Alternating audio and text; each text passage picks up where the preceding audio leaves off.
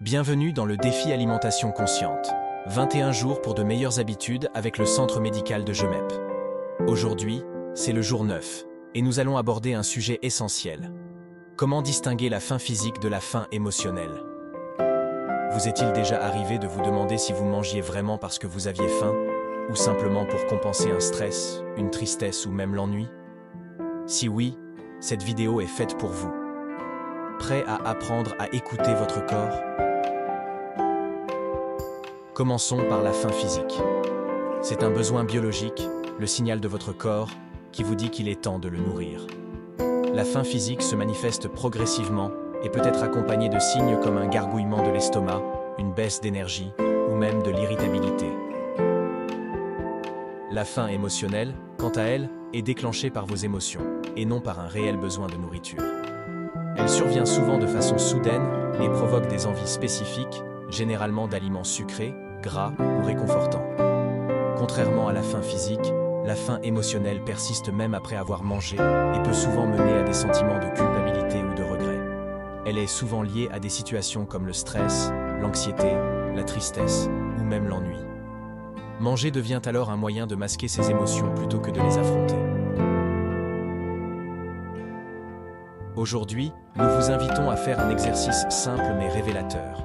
Avant de manger, prenez un moment pour évaluer votre faim sur une échelle de 1 à 10. 1 signifiant pas faim du tout et 10 très affamé.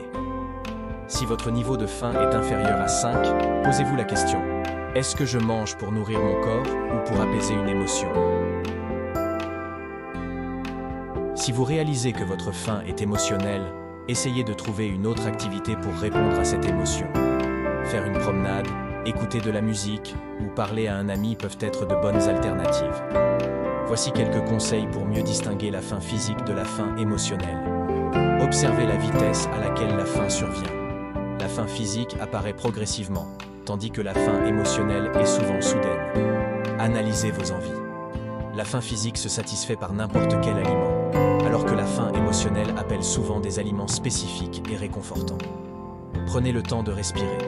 Avant de manger, respirez profondément et demandez-vous pourquoi vous voulez manger. Cela peut vous aider à être plus conscient de votre véritable faim.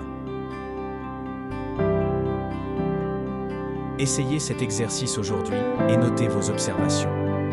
Prenez le temps de différencier la faim physique de la faim émotionnelle et découvrez comment cette prise de conscience peut transformer votre relation avec la nourriture. Partagez vos ressentis en commentaire. Avez-vous réussi à identifier vos différentes faims? Comment cela a-t-il influencé votre façon de manger? N'oubliez pas de vous abonner et d'activer la cloche pour continuer à suivre notre défi alimentation consciente. Demain, nous aborderons un autre aspect essentiel pour vous aider à mieux contrôler vos portions et à manger en pleine conscience. À très vite pour le jour 10. Merci d'avoir suivi cette étape du défi. Apprendre à distinguer la faim physique de la faim émotionnelle est un grand pas vers une alimentation plus consciente et plus équilibrée. Continuez à explorer, à observer et à prendre soin de vous. À demain pour la suite.